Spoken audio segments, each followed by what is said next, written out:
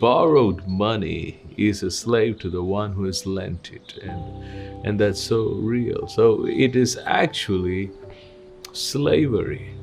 Sometimes people actually get into loans or debts, and they try to close one loan taking another loan, and unable to pay that loan they take another loan, and that's a vicious cycle.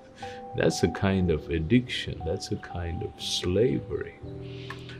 But then the first thing is, to break such a cycle, to even if it is a huge debt, it is piled up, and you're standing before that, it seems to be a mountain to you.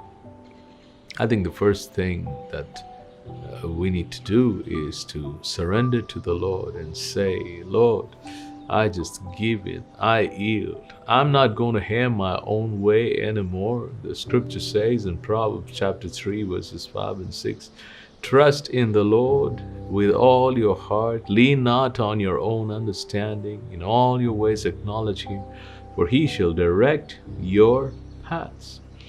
So that is step number one. Release yourself. Surrender yourself. Yield yourself to God, and set right whatever that needs to be set right. Now, rather than doing first things first, anything else that we try to do is just going to make things get more and more messy. That's the first thing, to set things right with God, to surrender your life to God, to surrender your actions to God, and tell him, Lord, I'm not going to depend on my own ideas, my own way of trying to sort things out, and things are becoming murkier than ever before, and I'm going to give in. I'm going to give things into your hands.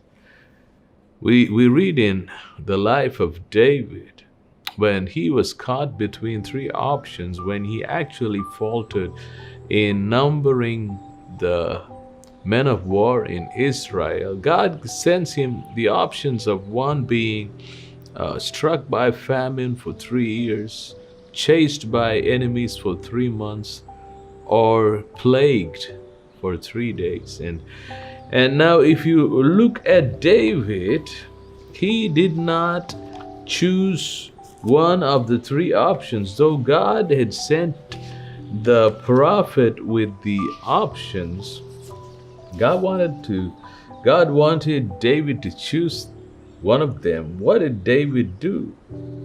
2 Samuel chapter 24, we read in verse 14, and David said to Gad, who was a prophet, by the way, I am in great distress. Please let us fall into the hand of the Lord, for his mercies are great.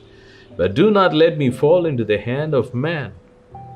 And that is the way we need to respond. He said, I'm not smart enough anymore.